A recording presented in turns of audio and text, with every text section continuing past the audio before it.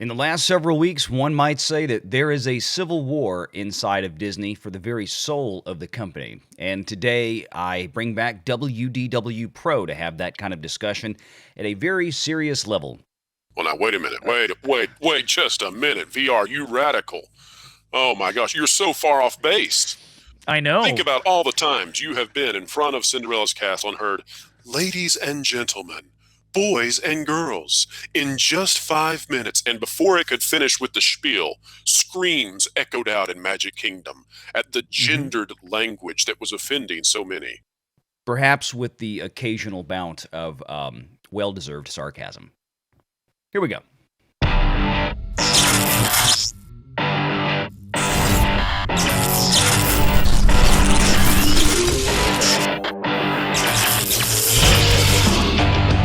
Renegade Online.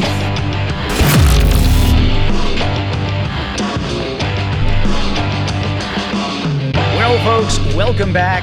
You've been asking for more of this kind of stuff, so we're bringing it to you. Joining me again here in the study at Valliant Renegade is my buddy WDW Pro, and we've got something a little bit different this time around. I know, a lot of folks have been following the Disney stories lately, and I know that the topic of Disney is something a lot of folks have been wanting us to get to, so here we go.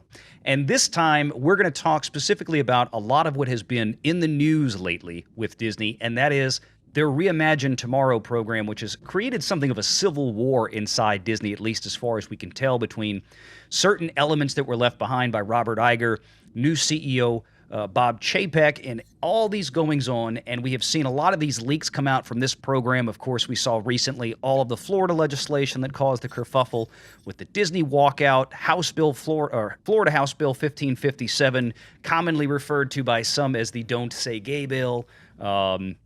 But Pro, you've been following this for some time, and you've got a bunch of information to go into about this, and I think you're going to probably dive into things that nobody has heard before and nobody else is talking about. So, first of all, let me say that I am extraordinarily pleased with the way that the videos have gone thus far.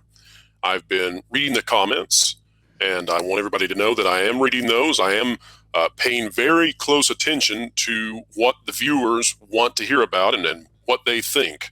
I apologize that I can't interact with you in the way that you might wish and interact with everybody, but I am paying very close attention because I want everybody to understand that I view this as a dialogue. So in a conversation, when you're sitting there and you're talking to someone else, you pay very close attention to their reactions to you. Because just like we talked about in the news, you have to rank order what matters to you in a conversation, but then you also have to pay attention to your audience. So, for example, right now I'm watching Mr. Renegade. I'm watching his facial expressions to understand what he is thinking of and how he's feeling about what I'm saying, and then I'm making modifications based on that. But also, retroactively, I'm going back and seeing what did people like, what did they not like about our conversations, because I want this to be an interactive experience. And so please share comments and let us know how you're feeling. One of the things that we're going to do with this conversation is that we're going to go much deeper than we have been able to go to in the past. So when we did that opening salvo with the conversation about Bob Iger and Jon Stewart, for example, that was very philosophical, and that's excellent. I enjoy talking about the philosophical underpinnings of the industry. When we talked about, for example, the uncanny valley of diversity with Sonic the Hedgehog versus Halo, that's a very fun thing to talk about. But one thing that we have not been able to do yet is we have not been able to fulfill what happens at that park place sometimes. What happens at that park place sometimes is that we break news and we talk about things that people simply don't know about. Tonight, or wherever you are, and whenever you are in this world, I hope that you're going to come across information that just isn't readily known outside of the Walt Disney Company, and maybe not even well known within the Walt Disney Company, about what is going on and how all of this is working. And so we're going to delve into that. I think the best place to start is to talk about when I became aware of the movement inside the company and where I became a little bit concerned. So years ago, I began hearing about an initiative called the Stories Matter initiative. And that sounds like a term that would not be threatening in any way. But what I was hearing is that within the parks, Imagineering was, and by the way, Imagineering, for those of you who don't know, is essentially those who create things for the Disney parks, that they were beginning to refocus on things that didn't necessarily pertain to improvement of the parks in the traditional sense, but rather that they were looking at ways to make the parks more diverse and inclusive and equitable within the way that they depicted certain things on rides and beyond just the rides. So beyond the attractions, inside the theaters, inside even the small visuals that you take in when you walk down Main Street, USA. And we began to see this, for example, when they made the announcement about Splash Mountain. We've also seen it with the Jungle Cruise ride. And many of these changes have not been terribly aggressive, let's say, on the part of Disney. That does not mean that down the road they don't intend to become much more aggressive. They've had to hold back a little bit. Part of the reason they've had to hold back is because the CEO, Bob Chapek, had a mission. And his mission, as sent by the board through their selection of him, his mission was to moderate the company. And so that's where we're at. But the dam that was holding back all of the political push inside the company that was Bob Chapek gave way in the past week. And Mr. Renegade, I don't know if you've noticed, but Disney has been in the news just a little bit. Slightly. And, I found it funny, the last statement that came out from Disney, and I'm sure you caught this as well. I found the statement itself wasn't striking as where it came from. About, well, now we're going to work actively against the law that has already been passed, Florida House Bill 1557, the Parental Rights in Education Bill, I'm paraphrasing. We're going to work to actively repeal it, said a spokesman for the Walt Disney Company. It wasn't Chapek again. They didn't march Chapek out there for that one. No, just some random no-name spokesperson that blurted that out. Well, Chapek has probably taken enough blows at this point that he said, I'd really rather not get back in the ring at this point. Thank you very much. Put out the nameless statement. Let's go. Yeah, exactly. I don't think he wanted to be involved in that at all. And again, the previous things that have come from Chapek, with the one exception of the annual stockholder meeting, all of them were internal memos. They were private internal memos to employees, which, of course, were summarily leaked within 5 seconds. But, there was never a public statement from Chapek on this, except for what was mentioned in that phone call. So before we because I think where we're going to go is you wanted to take a look at the leaked videos that came from independent journalist Christopher Rufo. Before we do that, let me talk about for a minute Walt Disney Imagineering, WDI, and in particular the individual who is behind the Stories Matter initiative inside WDI. Remember, ladies and gentlemen, we said we're going deep on this one. So if you really want to know what's going on, if you've been watching the news and you've heard the right wing, you've heard the left wing, but you don't really know what's going on inside Disney, that's where we're going. So the person that you want to remember when it comes to Disney parks is Miss Carmen Smith. Now, Miss Carmen Smith is probably a wonderful person, right? And I would probably be able to sit down beside with her and have an excellent conversation because I'm a polite person, and I assume that she also is a polite person. That said, she is behind many of the changes that Disney would like to see inside their Disney parks, i.e., the changes to Splash Mountain, i.e., the changes that have already occurred to the Jungle Cruise, where, let me remind everyone, they were concerned that you not laugh at the animatronic monkeys because robot monkeys have feelings. But it doesn't just stop there, right? So let me give you an example of what happened at Epcot. So under Carmen Smith, and remember, people, because I thought the first time that we had our conversation, I thought that I was speaking too slowly and methodically. And I heard that feedback that you need to speed up, Pro. And then I talked to someone else, and someone else said, no, because I'm not into all the Disney stuff. So as you were talking, I'm looking up things on my browser. I can't believe that you're actually telling the truth about this stuff. I'm finding things on Google I never knew about inside Disney. It's crazy. So people are going to be Googling a lot during this when we're done. Get your Google fingers ready. Get your DuckDuckGo ready. I know that some of you are mad at DuckDuckGo. Okay, don't hate on me. Whatever it is you use, get ready with it. So Carmen Smith is over a change that occurs at the American Adventure Pavilion in Epcot. Now, what happens is that inside the American Adventure Pavilion, traditionally, they have had paintings that have been inside that building, which are museum-level quality. They've been up there since the beginning of Epcot. They're what you might watch, or excuse me, what you might look at while the Voices of Liberty are performing. They're what you might look at while you're waiting to go see the American Adventure.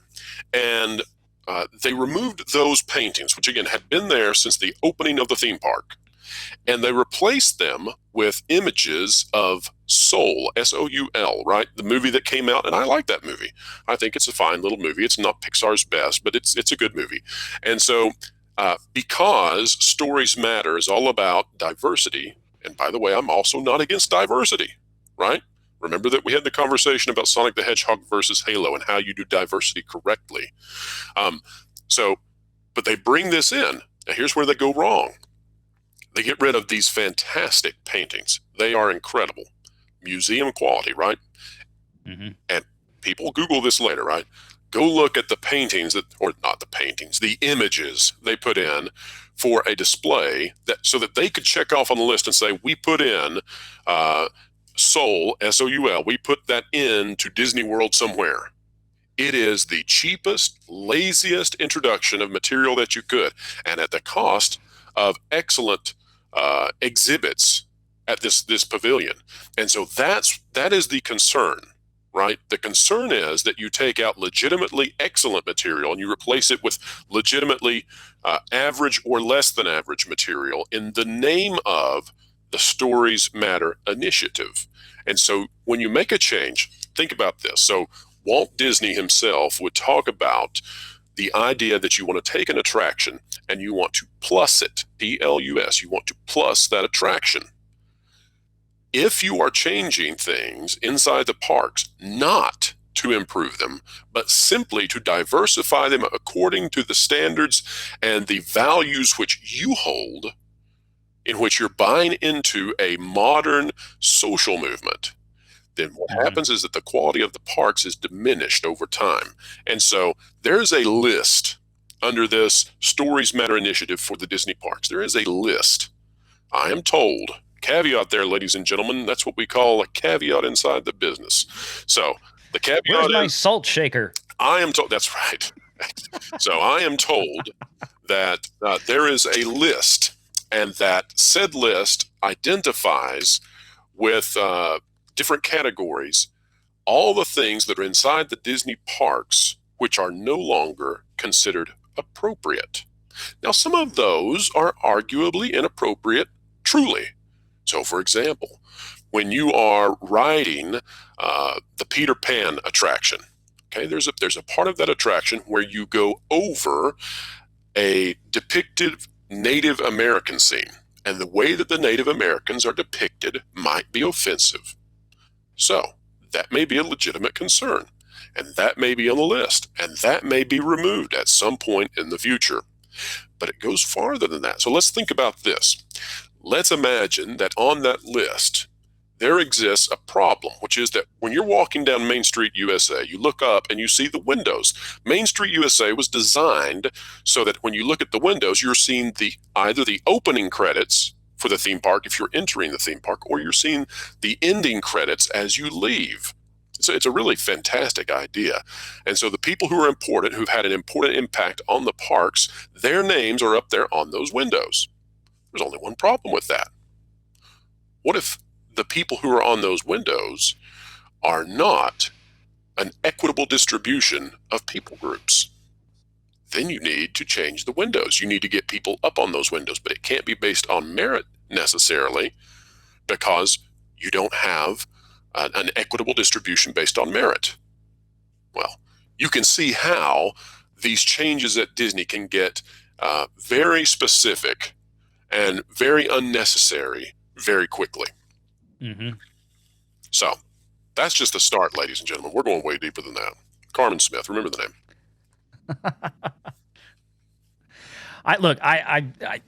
Disney has been going down this rabbit hole some time, and you've been covering this for years yourself. And this is probably the broad sense of this comes as no surprise to a lot of folks watching this right now. But maybe the specificity, a lot of the details, again, this is the kind of thing they probably never heard before. Well, so let me go here for a minute. And I'm being a little bit selfish on the conversation right now. I'm very passionate about this. Go for it. Let me say this, though. So I have written to great extent about why I disagree with the changes coming to Splash Mountain. But I just want to put this out on YouTube and explain this to the best ability that I can so people understand that I am not in any way against the depiction of persons of different ethnic groups, different racial groups, different religious groups. I think that's fantastic when it is done in the right way and when it is done in an authentic way. Here's what I have a problem with Splash Mountain. Splash Mountain is indeed based on a movie which you might find objectionable. However, that movie is based on legitimate African American slave folklore that dates all the way back to Africa. Now, if you remove the material in Splash Mountain, what you are doing is removing authentic African American folklore from the parks. Not only are you doing that, but that's the only authentic African American slave folklore in the parks. That's it. You remove it, it's gone. There's no more. That's it. So what are you going to replace it with? Well, you're going to replace it with Princess and the Frog, which the majority of the film had these characters as frogs. Okay? That is not authentic African anything. That is manufactured by Disney. And it's the idea that, you know what? We did this. What did that movie came out in what, 2009? Thereabout. Okay, so that movie came out a decade and a half ago, let's say. Okay. That's better than hundreds of years of African folklore, the authentic thing. Now, I'm not saying that the way that Disney presents it is necessarily authentic, but I'm saying that if you dismiss Splash Mountain as it is, understand that the cost is real. It's not that you're just getting rid of something that you find objectionable. It's that you're getting rid of something that's historically important. So there you go. Yeah, and I think this was one of those things that there was really no outcry over. I mean, I never heard this. And look, I grew up in a city that went through this several years ago, where we had a group of folks, which, as it turned out, weren't even from New Orleans, came in and out of nowhere started raising a stink over certain statues that we had in the city and that had been there for, in some cases, a couple hundred years. And nobody, and this is New Orleans is a city that is 70% African American thereabout. Decades going by. Nothing had happened. Then one day, a few years ago, right around the time when all of this social justice push, I guess for lack of better words, a group, an activist group that wasn't even from around town, basically came in and started this movement, riled up the city, and yeah, they have to go, and they ripped all of these statues out. This was a very famous thing, including, Lee Circle and all this kind of stuff. These were historical pieces, and a lot of the pieces that they took down from a historical perspective were people that actually advocated for abolition of slavery. Sure, because when you push for this, the nuance is left out, right? You don't have time for nuance. Exactly. And so when I see stuff like this at the Walt Disney Company, I look at this and I say the same thing. People of all backgrounds, ethnicities, skin colors, whatever you want to designate this as, have been going to Disney for a very long time, and people have been enjoying Splash Mountain for a very long time. How many people were getting off of Splash Mountain and saying, "I just had a racist experience"? That's exactly what I was about to ask. It's like, how many people have actually got off there and said that? Zero. Took the words out of my mouth. It's perfect. Yeah, nobody. Flash Mountain was a bigger deal. Yeah, Flash Mountain, where they had the issue with the photos, and let's say certain individuals wanted to share certain. Well, I think we can just stop there. The audience is getting that. But yeah, Flash Mountain. You got it, Flash. So let me say this. Let me think about how I want to put this. So what I would say is that when we talk about this sort of thing, half of our audience or more is listening to us, and they're giving us the benefit of the doubt. There is another segment of an audience that listens, and they automatically go to the worst possible conclusions about what we're saying. And so I noticed on that Park Place, we had a commenter who made a suggestion that a rider was racist for taking a certain viewpoint. I just want to say to the audience, in the last 10 years, my two favorite Disney animated films, and I don't say favorite in the way that a child might. I say favorite as in I think these are legitimately the artistically best films that Disney has produced in the last 10 years. Number 2, Coco. Number 1, Moana. Okay? Those are the best. Someone who defaults to a bigoted position would never say that. Those are the two best in the past 10 years. So consider that when we're talking about this. We're discussing the right and the wrong ways to apply diversity and inclusion and all these other things. We're talking about there are good ways to do it and there are bad ways to do it. It's just like if you said building a house is good. Well, it is if you build the house correctly. It's horrible if you build the house in such a way that it collapses upon the family that enters it, right?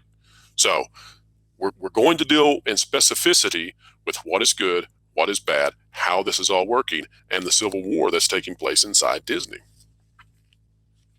Mm-hmm. Yeah, and there's a lot of moving parts to it, and I know you have quite a number of them to get to. So where would you like to first take a ride on this train? Oh, I'm very much looking forward to watching the leaked videos that were released by Christopher Rufo. So let's start there, and we will just make our way through it. All right, here we go. And before we start, this is Latoya Ravenel.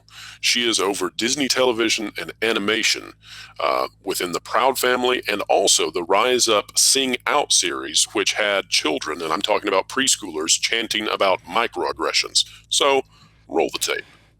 Disney's content. I love Disney's content. I grew up watching, all of the classics. They have been a huge, informative part of my life. But at the same time, I worked at small studios most of my career, and I'd heard, you hear whispers. I'd heard things like, they won't let you show this.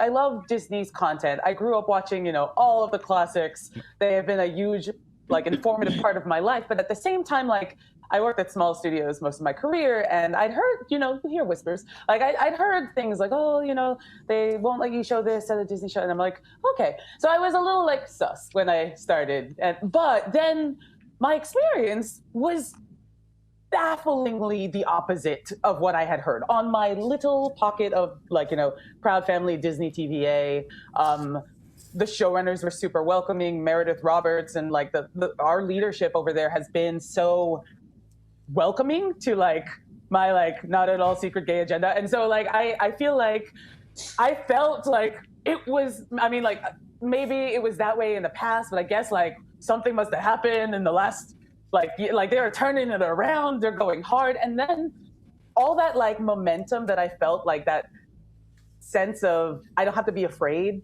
to let's have these two characters kiss, let's in the background to start, I was just wherever I could just basically adding queerness to if you see anything queer in the show, I'm Proud Family. But I just was no one would stop me, and no one was trying to stop me.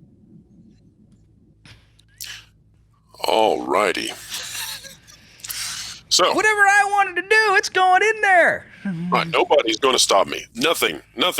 It's like a chef at a restaurant who has a not so secret Chipotle agenda, and it doesn't matter if this restaurant is going down. People will be set on fire with the spicy level. Now, let me give some background to what we're watching. First of all, I want to say that when these videos leaked, I was ecstatic. And I was ecstatic because we have been talking about the radicalization of Disney maybe for years now. And we have been seeing this in the various media properties they have.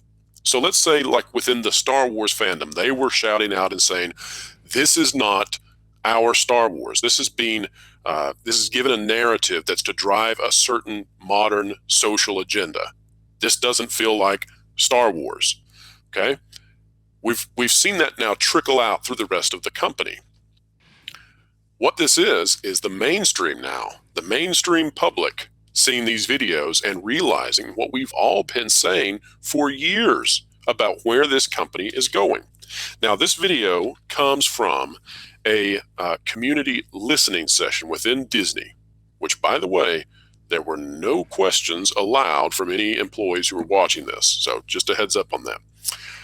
This was facilitated by someone named Ton Newton, who is the Chief Diversity Officer and the architect of Reimagine Tomorrow. This was nested inside of something called Reimagine Tomorrow. Reimagine Tomorrow is a vast system within Disney now that promulgates, promotes different groups within Disney, and is in the vein of critical race theory. It is the bane of Bob Chapek's existence because it is almost impossible to get rid of. It is an end of Iger's career initiative, and it has significant power. So the people who did these videos originally, before they didn't want these to leak out, but they were operating within this structure, right? Because companies have all kinds of programs. Reimagine Tomorrow is one such program, and why that's important is because now they can continue to do these listening tours, which they are committed to do so within this Reimagine Tomorrow program, which most people have no ability to impact. Let's say Bob Chapek would have a very difficult time saying no to this now because it's inside Reimagine Tomorrow, which itself is tied to, oh, you're a racist if you try to stop us. Now, that's it. Let's go deeper. All right, everybody got your notepads ready. Here we go. Why is LaToya Raveneau so secure that she would say these sorts of things, right? That she would say that she has a not-so-secret gay agenda. Now, think about this, too. Replace that word with any other word. Let's say that you have somebody who says, I have a not-so-secret Jehovah's Witness agenda. Apologies to all of you who are watching who are Jehovah's Witnesses. I'm not against you. I'm just using you for the moment, and you're welcome to come to my doorstep tomorrow. But anyway, if that were the case, 99% of the population would say that's wrong. Why would you be putting Jehovah's Witness agenda into children's programming? Replace it with anything, right? You get the same result. You don't want to put an agenda into children's content. That's crazy. All right, but she is comfortable saying that because she just inked a deal with Disney.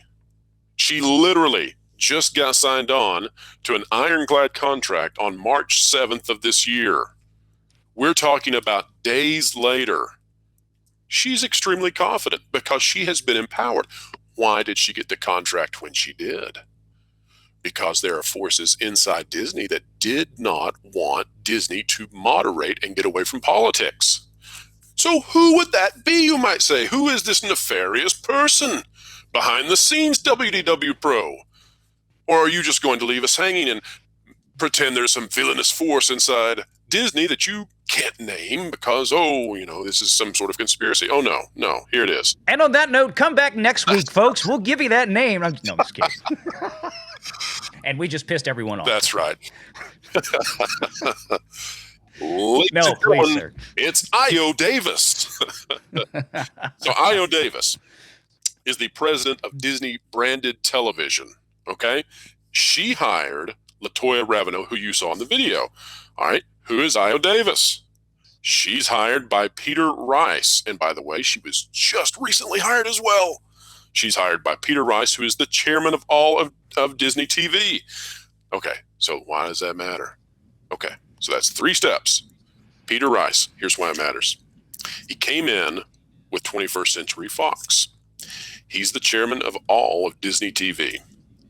But he also has sat on the board of directors for the Walter Kites Foundation. Now, VR, do you know anything about the Walter Kites Foundation? Well, I'm starting to learn. Scroll down, or let's zoom in on the bottom if you can, of his Wikipedia Certainly. page. Again, Peter Rice, everybody.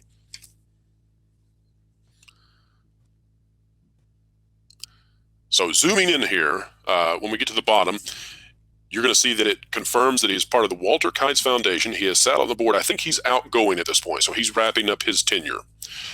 The Walter Kites Foundation is essentially a diversity initiative nonprofit that exists as a way of funneling money towards DEI projects all over Hollywood. It is incredibly linked also to certain political forces, okay? Because it doesn't funnel huge amounts of money, but it wields huge amounts of power. Now, think about this. Peter Rice hires Io Davis. Io Davis hires LaToya Ravenel. Okay. Peter Rice sits on the board of a nonprofit that releases workforce surveys that rate companies based on their initiatives, their DEI initiatives. He has a conflict of interest against Bob Chapek, who wants to moderate the company. Peter Rice is going to hire people who are going to promote the sorts of things that politicize and radicalize Disney, because that's in line with the Walter Kites Foundation, which itself is mostly a political front. Not only is he part of the Walter Kites Foundation, so you know what Bob Chapek is up against, but the ESPN president, James Pitaro, is also on the board of the Walter Kites Foundation.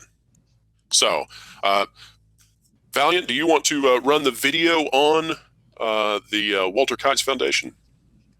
We can. Let's go.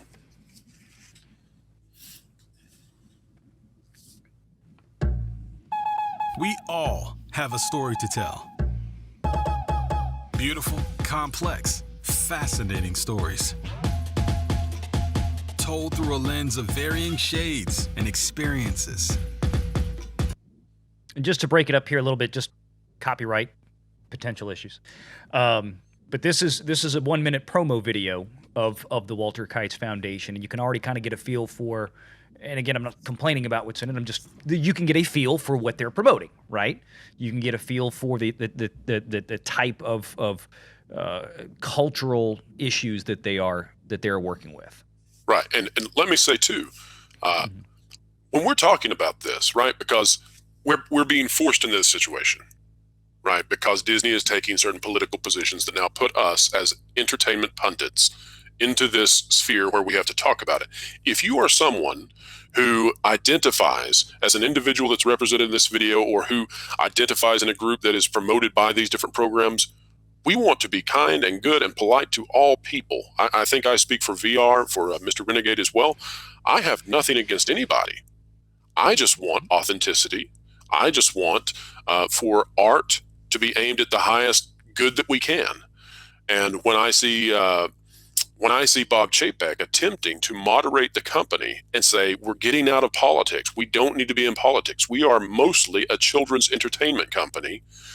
And then I see, there's a power structure inside Disney that is significant and was put in towards the end of Iger's career, which is completely opposed to that goal. They want the company to be political. They want the company to be part of a socio-cultural movement. Then it needs to be identified. We just need to talk about it and show it to you, because guess what? You're not seeing this in most places. Yeah, I hadn't really dug into this that deeply, and then when we talked and you had, I said, well, yeah, this is, I put it this way. I think I, like a lot of people, know, or at least am tacitly aware, that there are elements not only inside Disney, but inside of a lot of major Fortune 500 companies right now, And that, for lack of better words, infiltration has been going on for a very long time. It didn't just start happening this year, last year, or even 3 or 4 years ago. It's been going on for a while, and you can look at all of these major companies that slowly over the course of the last 10 to 15 years have been adding in these kind of socio-political type departments that frankly serve no financial purpose to the business. Departments of diversity and things like this, which again, like Pro said, hire the best people for the job. That's what I don't care who you are, what background you come from, or anything else. None of that matters. You hire the best person for the job, period, end of story. That is exactly right. Yeah, but that is not what these, and this is where a lot of people I think misunderstand. They think, oh, well, if you take these departments out, it's because you don't want to have diversity. And nothing could be further from the truth. The problem is that these departments force it in, as Pro has been talking about, in a manner that is frankly inauthentic, or it doesn't serve a function, and it more often than not tends to degrade a business with these departments, because then employees, managers, and the business owners themselves, they get to a point where they feel, as is the case now with Bob Chapek and Disney, and perhaps this relatively new board of directors. I don't believe there's anybody on that board that's been there longer than maybe since 2018. They are very new. Yes. Very, very new. And they feel at this point, as Pro said, this department of diversity that is at Disney was a gift from Robert Iger as he was heading out the door back around 2017, I believe, is when Latondra Newton was hired. So all of this has been and again, like you said, there are factions here that make it very difficult to unroot. And this is the problem, is that they eventually get to, once they settle in, you start getting the kind of stuff that we have now at Disney. Because now they feel like we're embedded enough to where they can't get rid of us, or else the whole company is full of ists and phobes and we can burn them to the ground. So now let's draw a contrast here. Mm-hmm. What is Bob Chapek's goal? Bob Chapek's goal is to make money. It's right. for Disney to make money. All right. What is Peter Rice's supposed goal? Okay, he comes in through 21st century. He is supposed to be making all of Disney's content better for achieving the goal for Bob Chapek of making more money. However, Peter Rice and James Pitaro of ESPN both sit upon a board whose goal is not aligned with that necessarily. Okay, because that nonprofit is engaged in something that is not based on merit on who you select to bring in. Now, it may be that the nonprofit is right. Okay, let's put that out there. Maybe they're right.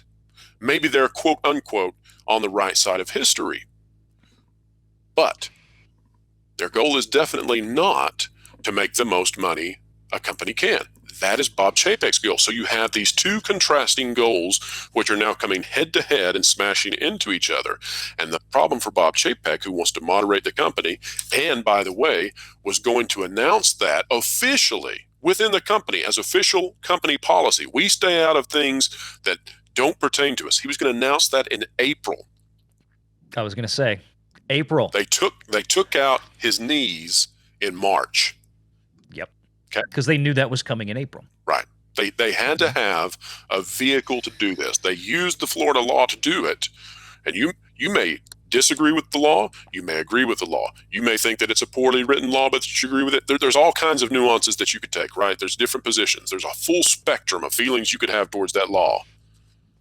But understand that as opposed to what you're hearing in the left wing and the right wing news, where this is made simple so that you can get a snippet, or where you can get a 5-minute clip on Tucker Carlson, for example, this is complicated because there are groups inside Disney that have very different goals, and they're all vying for control of the company because they think they can take out Chapek, and they all have different agendas for doing so and what to do with that when that happens.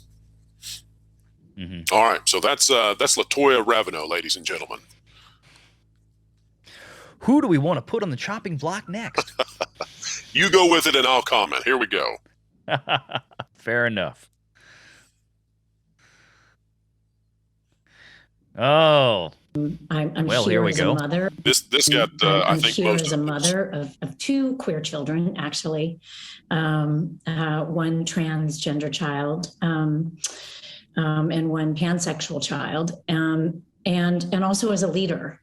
And that was the thing that really got me, because I have heard so much from so many of my colleagues over the course of the last couple of weeks, in open forums and through emails and phone conversations. And I feel a responsibility to speak, not just for myself, but for them, to all of us. We had an open forum last week at 20th where, again, the home of really incredible, groundbreaking LGBTQIA stories over the years, where one of our execs stood up and said, we only have a handful of queer leads in our content. And I went, what? That can't be true. And I realized, it actually is true. We have many, many, many LGBTQIA characters in our stories, and yet we don't have enough leads, and narratives in which gay characters just get to be characters, and not have to be about gay stories. And so that's been very eye-opening for me. And I can tell you, it's something that I feel perhaps had this moment not happened, I, as a leader, and me as my colleagues, would not have focused on. And going forward, I certainly will be more so. I know that we will be. And I hope this is a moment where, the 50% of the tears, sorry, are coming. We just don't allow each other to go backwards. All right. That is your former president of ABC, ladies and gentlemen. Yep. Head of Disney General Entertainment. And VR, go ahead and give me your take on that. What did you think about that one? The first thing I did after seeing that, I had to go to the kitchen and actually get a frying pan out of the cabinet. You might have seen the video. And tried to figure out how that works with being a pan. I can't figure it out. Somebody gonna have to clue me in, because my wife came home. She was confused. But no, apart from that, I watched this and I'm like, okay, you got a child that's this and a child that's that, and what? And you need more of that in Disney movies for 5-year-olds. I don't know how old her children are, and that was the one thing that I was, kind of like, okay, well, she says children. Are we talking about, she's got adult children, teenage right, children, 20-something-year-old children? Or are we talking about she's got a 9-year-old and a 10-year-old at home that's transitioning or whatever? And I don't know what to make of that. But again, this is one of these things to where, and I hate to say this, but reality's reality, is that you're talking about a statistically very small percentage of the general audiences out there that Disney serves that would fall into that kind of category, specifically the trans category. Well, I think that the majority of people couldn't define pansexual. And if a listener is pansexual, I'm not trying to be offensive. I'm not either. I really don't know. I mean, I don't want to get too deep. What else are you going to? I don't know. I don't know what else you could do that. Well, here's what I will say about this video. 37 states. I say about this video that if I had been the moderator of this, or if I had been over it, and frankly, I don't know why you would need a moderator or someone to watch over a former president of a network, because that person should be extremely good at one of the big three, the major networks. But I probably would have come through in her earpiece and said, please don't talk about your children's sexuality. This could leak. Let's not go there, because your children may not want their sexuality given to the world as it has been now, right? Everybody watching this now knows that one of her children considers themselves a pansexual. Is that something that child was open with? Now, we don't know. But, I mean, I can't imagine that that's a detail that you would want displayed through your mother to the world. And even if it wasn't set to be public or something like that, she has to know that, again, she is speaking on an official corporate powwow with employees, and we're talking about 200,000 employees. So even if it didn't leak, Sure. why? But now she is, in my opinion, hers is probably the least problematic. Mm-hmm. I can understand that she's a mother of children who she believes and they believe, and I take them at their word, are of a certain mode of being, let's say, and she wants to see better representation of that. Okay, I understand all of that. I've got some qualms about putting your children's sexuality out into the company, as if your children are a statistic or a means for which you to obtain a goal. They're your kids. You protect them at all costs. But of all the videos that were leaked, that's probably the least damaging. Yeah, I would agree. And I would only just say it still does go to serve it goes to serve as yet another reinforcement that this organization inside the Walt Disney Company, an officially sanctioned, a corporately sanctioned division of the Walt Disney Company, is actively trying to pursue putting more of this, as much as they can, I think is the point that we've clearly gotten, as much as they possibly can into everything coming out of the Disney Company. And you might think of it like this. So you've got Bob Chapek, who wants to moderate the company. You've got Jeff Morrell that he brings in to help him do that. Mm-hmm. Okay. He's held all of this at bay with the Florida law, and he's preparing to move the company into a moderate position in April officially, when none of this will be allowed anymore, right? Mm-hmm. He gets it into the company. When for whatever reason, whether it was him or whether it was the board, whoever made the decision to revert on the Florida law and be public and outspoken, that's what enabled all of these people to go to the highest degree they could in opposition to what his goal was, because now it is full force forward to stop him. Mm-hmm. Indeed. Yeah, and we had one more here. Oh, we've got to watch the one about the Disney parks. Yes, this is the one I was going to bring up. This is from Disney Diversity and Inclusion Manager, Vivian Ware. Now, this is one of the ones that initially, the night that Christopher Rufo put out the 4 that everybody had, I believe this was like the next day this one dropped, or sometime later. So a lot of people didn't see this video right away, but then the news articles started coming out about, we don't say boys and girls in the parks anymore because the 1 or 2 kids, I guess, that might be in there. And let me say this about that. So I've been to Disney on many occasions since they've made this change, where they can no longer say sir or ma'am or lady or gentleman or boy or girl or any gendered introduction. I promise, for any of you who are planning to go to Disney, prepare yourself, because you are about to enter into a cult-like world where you are called friend at every single opportunity possible. And at first, it's kind of cute, right? Because, hello, friend, this way into Pirates of the Caribbean. Hello, friend, how many are in your party? Mm-hmm. It's kind of cute in the same way that if you go to Chick-fil-A and you're in the drive-thru, and every time you say, oh, thank you so much, they say, my pleasure, right?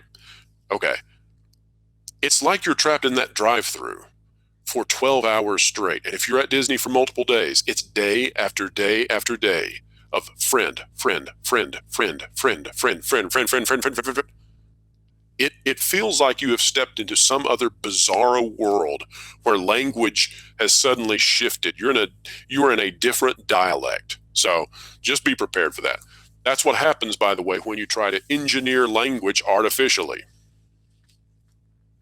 Yeah, this is another one of these unforced errors. There's no reason to change something like this, to me.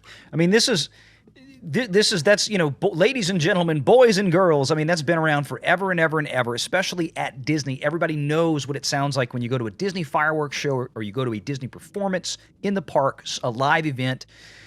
And taking that away. Now, it's one thing to say, oh, they just changed the language after all these years.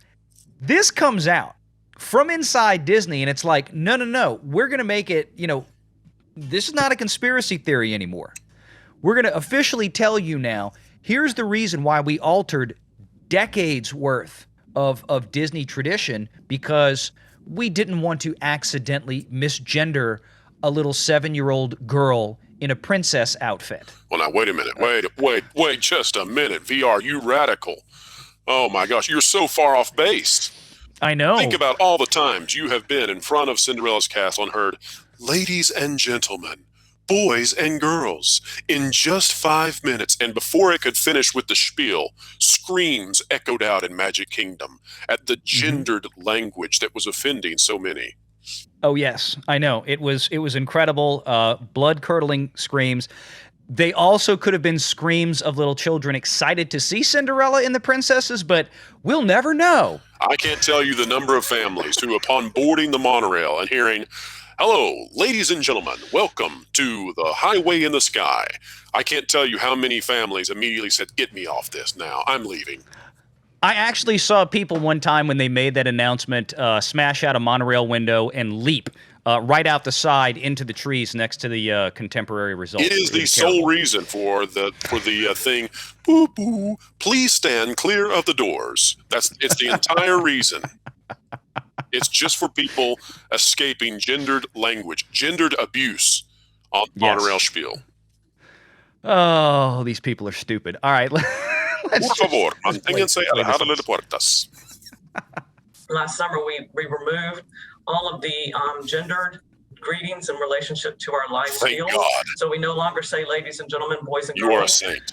We've provided training for all of our cast members. Let me say, I don't know if anybody's caught this. That drove me nuts. And this is a nuance of language that when I saw this the first night, my ears went perked straight up, and I'm like, ooh, she caught herself.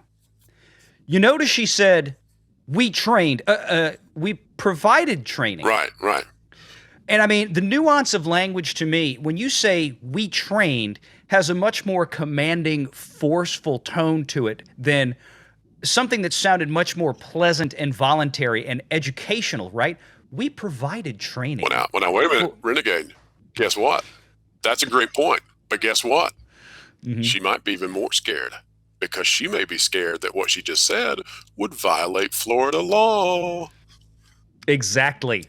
And if for those of you who don't remember the video that we did on that, what Pro is talking about is another bill that passed just a day after House Bill 1557 in Florida, and a lot of people missed it. I covered it in a video, and that was, if I remember right, it was Florida House Bill 7, which expressly prohibited making programs like Reimagine Tomorrow obligatory for employment in the state of Florida, meaning Disney can have the program, but they cannot force employees to undergo anything that would align with things like critical race theory training, or in this case, any type of racial training, anything like you can have it, but you cannot tell people that they have to go through it in order to get hired, and you cannot, by law, compel employees to go through such training in order to keep their jobs. That is now a violation of Florida state law. Perfectly explained, by the way, by Mr. Valliant Renegade, your source for all Florida legal advice. Oh, don't say that. No. We're joking. Post-production. Let's keep. Oh no, we'll keep that in. You said it, I didn't. We can laugh about it. No, let's keep going through this because this gets worse. In relationship to that, so now they know it's hello everyone or hello friends. We are in the process of changing over those recorded messages, and so many of you are probably familiar when we brought the fireworks back to the Magic Kingdom. We no longer say ladies and gentlemen, boys and girls. We say dreamers of all ages, and so I love the fact that it's opened up the creativity, the opportunity for our cast members to look at that. We have our cast members working with merchandise, working with food and beverage, working with all of our guest-facing areas where perhaps, we want to create that magical moment with our cast members, with our guests. And we don't want to just assume because someone might be in our interpretation, maybe presenting as female, that they may not want to be called princess. So let's think differently about how do we really engage with our guests in a meaningful and inclusive way that makes it magical and memorable for everyone. And Merchandising, where the real money is made. Spaceballs 2, the search for more money. What the hell what are we going to do with merchandising now? It's not good enough that we're going to change the language in the parks. Now, she says we're working with merchandising and food and beverage. Notice she didn't say restrooms. Thank God. Because I cannot wait. Can't do that in Florida. I cannot wait to see the fear in a cast member's eyes. Because I just thought about this while you were playing it. The next time I am in the Magic Kingdom, I'm going to go to a cast member and say, "Excuse me, where's the men's restroom?" And I want them to have fear in their eyes as they say, "I'm sorry, friend. We don't recognize gendered restrooms anymore." It's going to have to be, you're going to have to divide this up by saying, "Excuse me, where is the restroom which contains urinals?"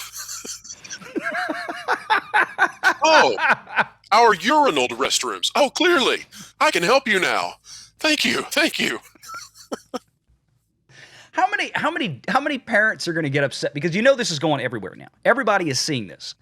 How many parents, how many dads, like old school dads like me, go there with their, little 5 and 6 year old girls in their princess outfits, and these poor cast members have basically, they're being beaten with political lead pipes at this point to express this abject stupidity.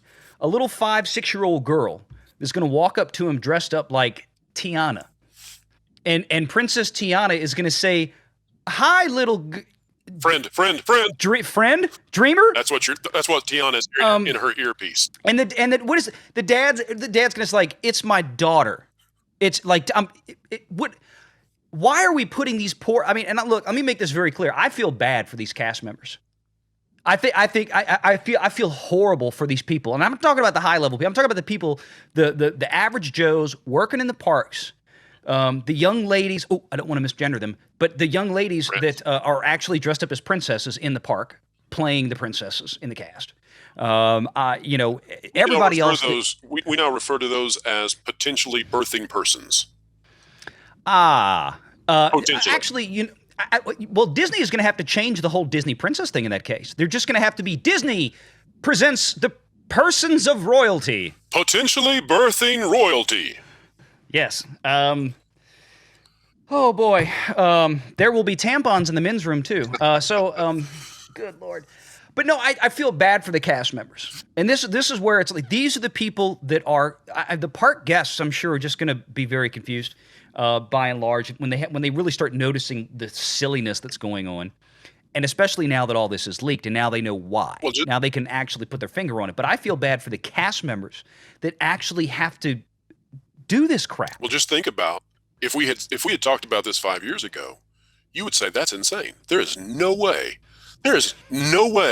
you're telling me that Disney World is going to forbid the use of the word lady, gentleman, boy, and girl from their theme parks.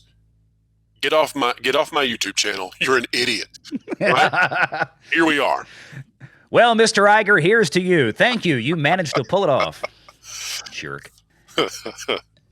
All right, so let's look at. I don't think we have to do Alan March, who's over the Moon Girl. He's a production facilitator. I don't think that's important. But I would like to take a look at Miss Nadine Smith, if you wouldn't mind. She's an activist partner who, in addition to the leaked video, she also did a town hall with Tawn Newton. Mm-hmm. And Tawn Newton is the head. Like we talked about before, she is the brains behind Reimagine Tomorrow. So let's take a look at Nadine Smith real quick, so we can see sort of what we're dealing with. Yep, and you can, I was going to say right there, that is Miss Newton. There you go. On her left, or as you are facing it, on our left. She is the architect of all that we're talking about. Just so everybody knows. Just pushing it, what their record is, and what the history is in Florida. You can go back to the 50s, to the Johns Committee, where the legislature was actively put together a task force whose whole job was to root out civil rights workers and any homosexuals in the university system. They destroyed lives. Literally, people committed suicide behind the relentless attack. And then you have Anita Bryant, and many of us are of an age to remember Anita Bryant's Save Our Children campaign, which was premised on the same ideas that undergird this bill. And because of her campaign that equated being gay with being a child predator, she was able to pass a ban on gay people being able to adopt, a marriage ban, and then she took that nationwide. And so when we react to this, a lot of us are reacting from the pain we experienced of being isolated and stigmatized in school. But we're also reacting from the reality that when they can erase you, when they can criminalize your existence, when they can demonize who you are, the next step is to criminalize you and take your kids. And we're already seeing that in Texas. So the slippery slope between these ugly messages, emanating from legislative leaders in our state, and then amplified by our governor, whose spokesperson immediately began calling everyone who opposed this bill groomers, AKA pedophiles. All right, so I have a lot to say about this video. I bet. Oh man! All right, so let's start. Gather my thoughts on this one. So you may have watched that and felt very sympathetic for her. I want to break down some of the things that she's talking about so that you can understand how good she is and what she's doing. And again, I am not interested at all in being political and taking a political position, period, at all. I do not want to do that. Okay, but let's look at what she's talking about. First of all, you can go look this up, everybody. We're not going to put this on the screen because it's too much. But this is the exact same lady who, in a town hall with Tom Newton, compared the law in Florida with the eradication of a certain people group during World War II. She compared the Florida law that forbids teachers and third parties from instructing kindergarteners through third grade, that's 5-year-olds to 8-year-olds, on sexual orientation and gender theory. You can't instruct on it. She compared that to the eradication of a people group in World War II. So that is who she is. Slightly hyperbolic. Oh, just a little. When she talks about criminalizing people in Texas, Disney had put out a statement.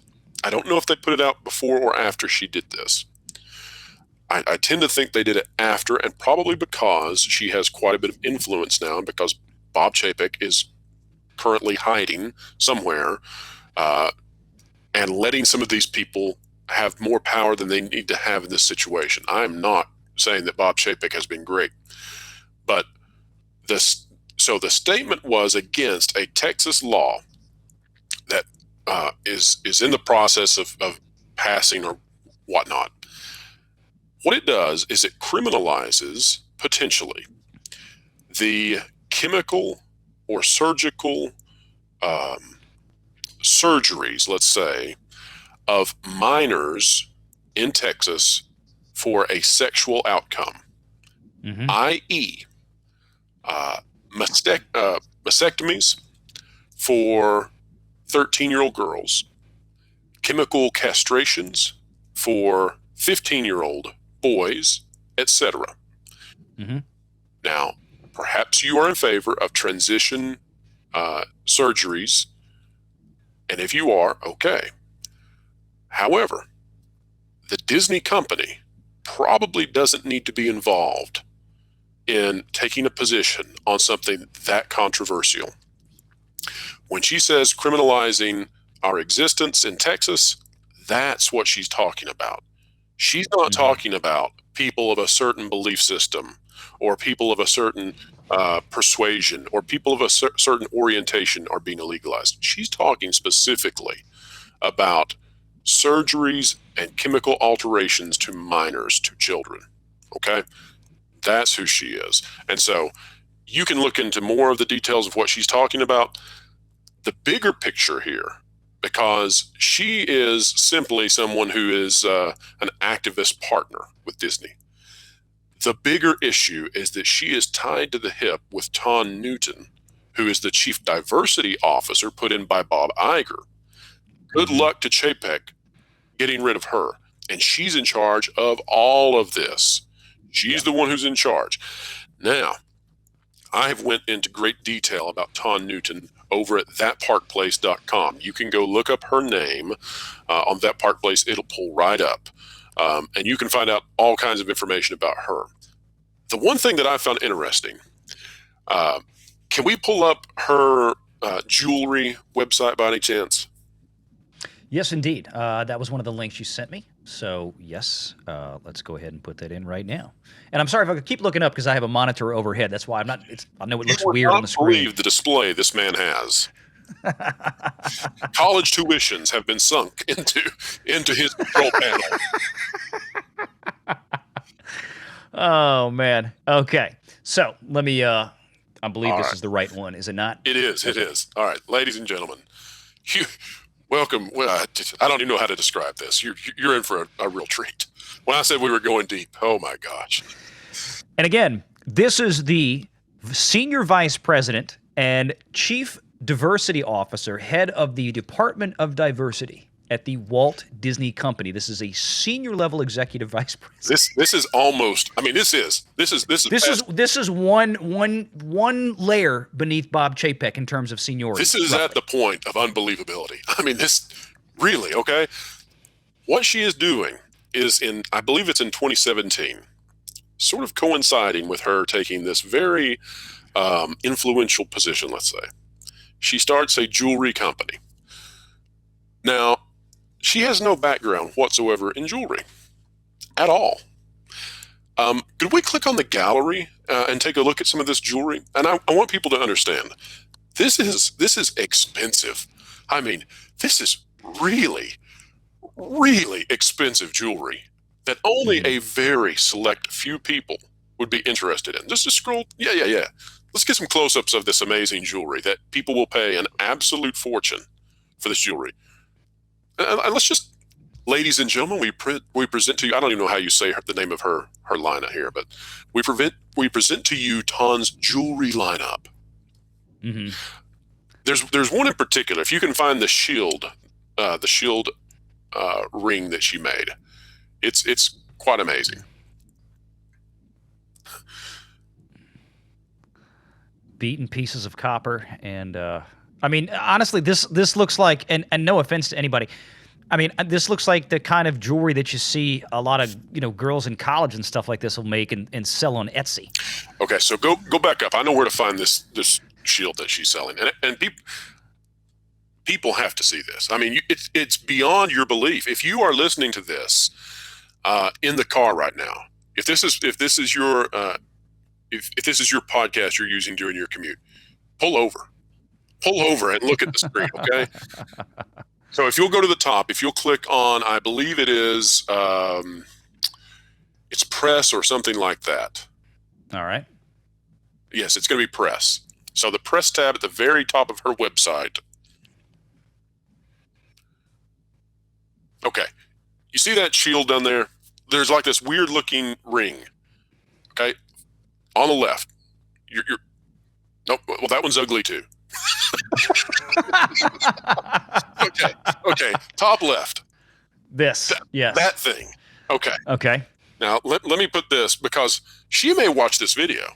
All right. She may listen to this podcast. And oh my gosh, the one that's in the middle on the second row. Oh my gosh. So I'm trying to think, how do I put this? Because at some point in my future, there's going to be a time when I'm presented with something that I have done that is lackluster, and I have to. So how would I deal with this if she were there with me and I was discussing this? I would say that this jewelry is of a special quality. It is unlike jewelry that I would expect to find at any jewelry store. And I am sure that there's a demographic that would want a piece of metal that looks like a shield, sort of, that would prevent your fourth finger from being able to bend, and which may have the appearance of Play-Doh with a toothpick drawn through it and gems mashed into it. I'm sure that someone out there would pay tens of thousands of dollars for that. I don't know who it is. That's not, they're actually charging for this thing. Okay. Now, why are we doing all this? Why are we talking about, oh my gosh, I can't watch it. Okay, so why are we talking about this? This, like he said, is the lady who is one step down from the CEO of Disney. And when she gets this position, when she becomes in charge of all of the diversity issues at Disney, she simultaneously starts a company that sells jewelry of a questionable quality, which is then sold at extremely high prices. I'm just going to stop there and let the audience figure out what might be going on. Okay? Just put it out there and think about it. We don't have to go farther. Yeah. I'm sorry. I'm taking in some of this stuff, and I realize there's a market for it. But look, this is my point. This goes to kind of bring this all home full circle. It represents the Hollywood attitude. It represents this mindset. They're making stuff for themselves. They don't realize they're in business for a much broader audience out there than just Los Angeles and New York. Now, I'm not saying that the jewelry necessarily, she's trying to make it for the whole country. Yeah, it's like anything. You're making that for a specific crowd. But maybe she's taking that attitude and bringing it upstairs to the C-suite in Burbank. And this is how we're going to run Disney. We're going to run Disney and present Disney as if Disney's entire audience resides in Los Angeles and Orange counties. I don't know. All I'm saying is, I think that if you were in the market for a beautiful piece of jewelry, this might not be the location you would go unless there was something that might come along with said jewelry. That's all I'll say.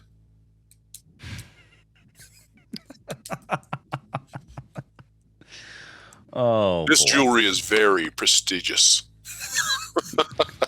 Quite. Or as we say, prestigious. Oh, Lord. All right, so let's talk real quick. Okay, we've had some fun. So you may be wondering, we've looked at the jewelry, we've had some fun. You may be wondering, well, how in the world is this company even competent? Right? You've just watched people who were the presidents of networks. We've talked about the head of the chairman of Disney TV, right, is sitting on a board that has a conflicting interest with what Mr. Chapek wants to achieve. So how in the world is this company even competent? Well, you have to understand that Chapek did bring in people who are loyal to his cause, let's say. Not necessarily loyal to him, but who are loyal to his cause, and some of them are indeed Chapek people. So the good news for Chapek is that upon coming in, he was smart enough to set up sort of the media battery is what I'm going to call this. It's a line that goes to him if necessary, but from which all of the media that Disney was going to produce was supposed to be funneled through. And that was going to eliminate this giant mess that he has, because he has studios that are infiltrated and ideologically captured by people who have a sociocultural, political agenda, and they've gotten in there through Iger. And so what Chapek did was he created a funneling system that would also protect him by not letting him be the person making the decision to cut this stuff. And so he set up Kareem Daniel and Alan Bergman to exist as this funnel. And then at some point, I've heard that he also wanted to get Jon Favreau into that as well. I've heard the same things. We've talked about Kareem Daniel and Alan Bergman, I know, on Valiant Renegade quite a bit. And we even covered the story about, Favreau maybe might take that classical John Lasseter position. Right. So, now, Christine McCarthy, the CFO, was renewed. She definitely is all about money. Anybody who wants to go look at her comments, that lady is 100% about money. She is an entire topic for another day, let's say. Mm-hmm. He also brought in Jeff Morrell, who is a former spokesperson for the Department of Defense, very straight-laced, and he was actually running damage control for Chapek, while at the same time, Ton Newton, the purveyor of excellent jewelry, go ahead and buy that, everybody, but he was actually... Link in the description below. No, it won't be in the description. He was actually running defense for Chapek in the press, when the press was saying and the trades were saying, why won't you take a position on the Florida law? Morrell was out there saying Chapek is a unifier, and he doesn't want to take a position because then that would cause disunity within the company and outside the company. And instead, he wants to portray the values of Disney through the art that we produce. So he was attempting to do that. And finally, there's an investment first person known as Quadrani, and she's in there also at the behest of Chapek. He's got some allies on the board, but understand that what we've been talking about is how it's all functioning behind the scenes, the people who are against Chapek, why they're against Chapek, and how they are working together to try to achieve this goal of getting rid of him so that they can return the company to what they had under the final years of Iger, when Iger let them run loose. They were loose cannons doing whatever they wanted to because he was more focused on moving the company into an area where he could have potentially a presidential campaign. Now, that didn't come to fruition, but that doesn't mean that he wasn't looking at it. And he knew that if he was looking at it in order to run as a Democrat, he needed to move the company leftward.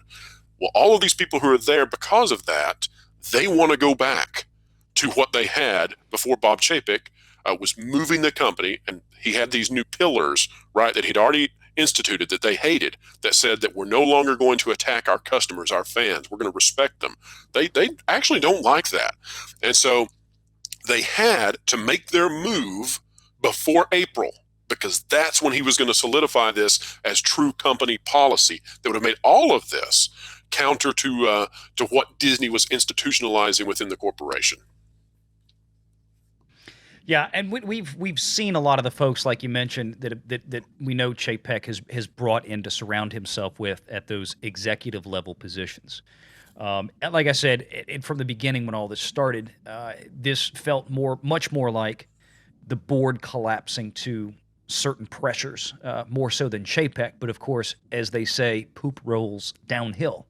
And when that pressure for the board got too much, I think they put Chapek in a corner, made him do something that was out of his nature, and that was to write that second memo and go through all this. And I did find it amusing that, comments were made about, well, we worked with legislators and all this, and we had, we thought working behind the scenes, or however he initially put it, working behind the scenes was better than going out in the open and doing this, regarding that Florida bill. And then Ron DeSantis, of course, came back and said, it's funny, you'd think that they were doing that, the Speaker of the House would have gotten a phone call or something, but they never heard anything from Disney. So now, VR, let's end this conversation on a high note that all of the audience can agree with. Mm-hmm. So, do you know the mistake that Bob Chapek made early on that allowed this to occur? Who did he rehire that, let's say, strengthened this movement? Oh, you're not going to make me say that name, are you? Oh, come on. You can do it. Don't say it. No, don't say it 3 times, though. You know what'll happen. Ladies and gentlemen, he rehired Kathleen Kennedy at Lucasfilm because he got weak. He got scared. She does not put that studio into a better position. Even if nobody wanted it, he still should have gotten rid of her just to send a message to everybody in the company. And because he didn't, they were all empowered because they knew that Chapek was too weak to come down and restore the company completely to a meritocracy. Bingo, bango, bongo. Kathleen Kennedy is the root of all evil at Disney. That's harsh, but you're not wrong, I don't think. Certainly probably the root of a lot of the financial issues, certainly in the last few years, which is a topic of conversation that perhaps we should swerve into on that note. I think we will. I think we will, but I think we're going to lay this segment to rest as it is. We're at about an hour and 20 minutes now, and I know for folks out there that want us to keep going on and on and on, please understand that we do have to contend with certain YouTube algorithms and or punishments, as sometimes it may be, that we have to be cognizant of how this works. So, we're gonna put the brake on it right there, and we will have this next segment coming soon. But please make sure that you do share this sucker out, Facebook on Twitter, on Instagram, and all this kind of stuff. Push that out there so more people get the message about this, because we're having these kind of conversations because, frankly, nobody else is, and at least to this degree of depth. And this is why we love having WDW Pro on the show. And make sure you check out thatparkplace.com while you're at it. And until next time, everybody, take care. Later.